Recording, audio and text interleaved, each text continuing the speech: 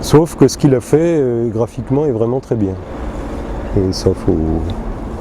Il y a Tocqueville aussi dans le livre. Ah, Tocqueville. Tocqueville, c'est...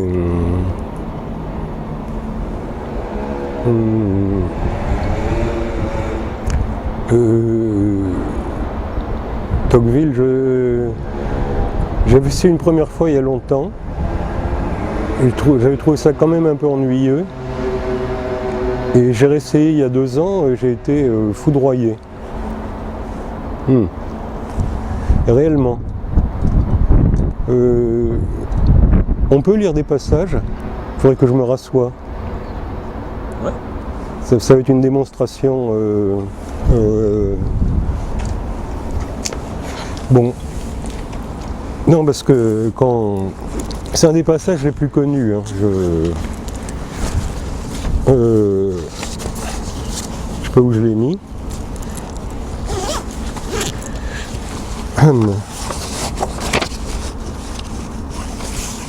Alors. Bon, je sais pas si je vais le lire.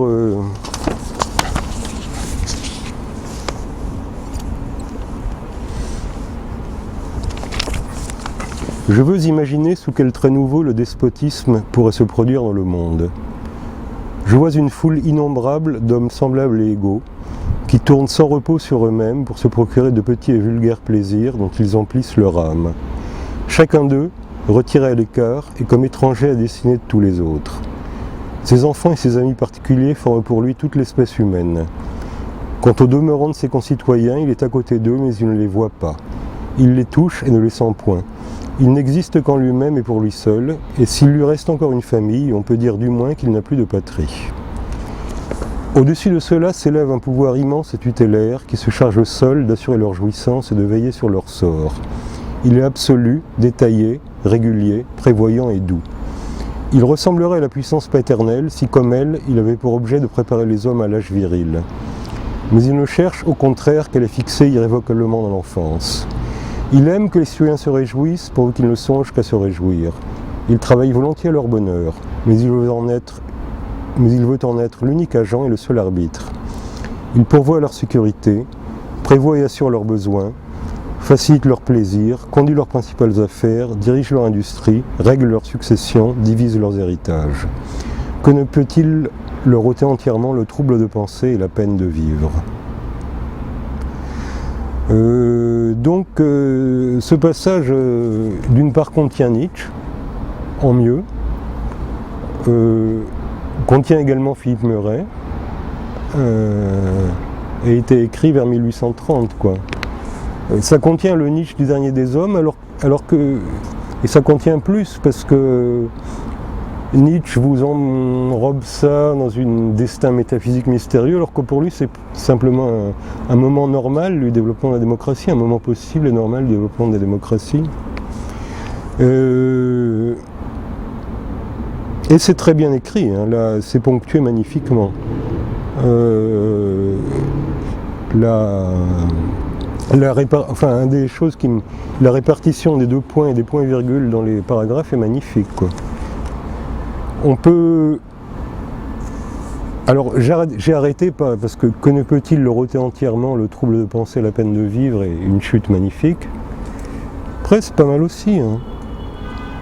Après avoir pris ainsi tour à tour dans ses puissantes mains chaque individu et l'avoir pétri à sa guise, le souverain étend ses bras sur la société tout entière.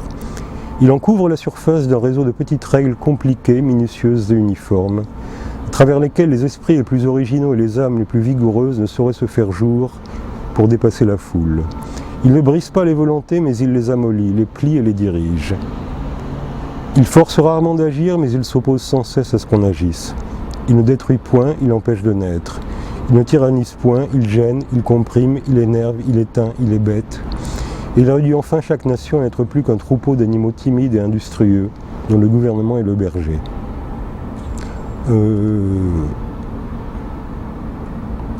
Alors donc j'ai eu cette révélation qui pourrait être pénible aussi, c'est que beaucoup de ce que j'ai écrit pouvait être inclus là-dedans, avec cette adjonction que chez moi la famille aussi a disparu, quoi.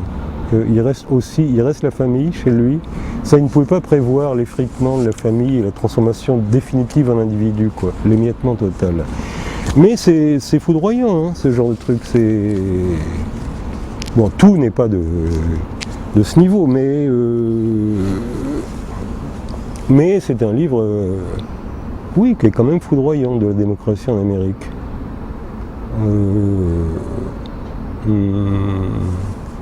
Et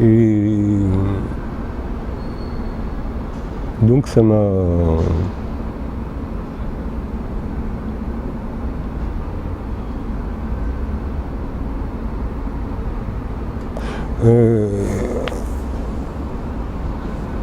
C'est vrai que j'ai eu l'impression d'être pris dans un réseau de règles compliquées, minutieuses et inutiles.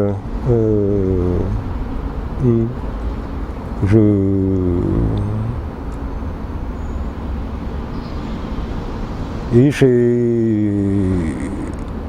l'impression d'être dirigé vers un bonheur uniforme, vers une manière de me réjouir qui me réjouit pas vraiment. Je sens tout cela, oui.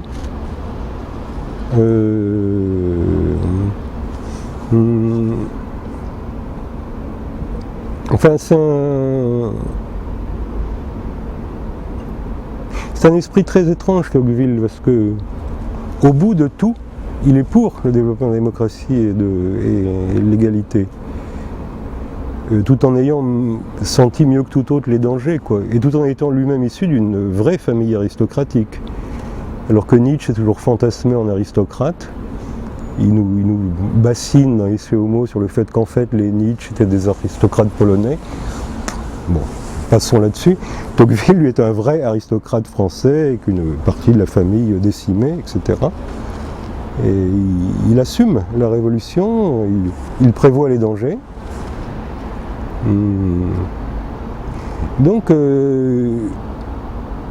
ouais, il est difficile de lire Tocqueville sans admiration. Bon, en plus, je te dis, c'est magnifiquement écrit, hein, quand même.